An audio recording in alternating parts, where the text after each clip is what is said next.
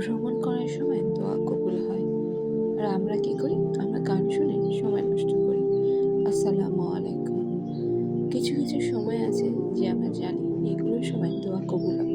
আবার কিছু কিছু সময় এমন আছে যেগুলো আমরা জানিও না যে এই সময় দোয়া কবুল হয়। যেমন ভ্রমণ করার সময় দোয়া কবুল হয়।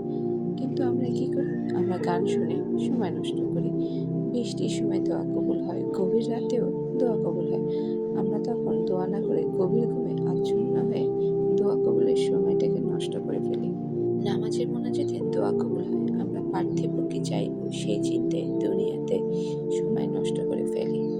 আজান ও ইকামতের মাঝে দোয়া কবুল হয়, আমরা অন্য কাজে ব্যস্ত থাকি।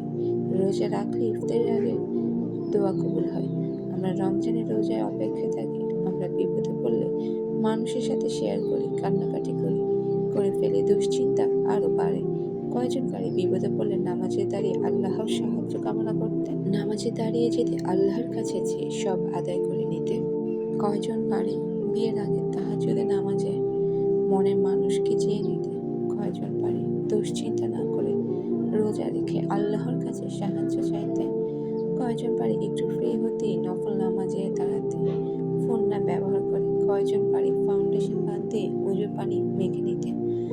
আল্লাহ দিতে জানেন, আমরাই নিতে জানি না। ইয়া আল্লাহ, আমাদের সঠিক পথ দেখান।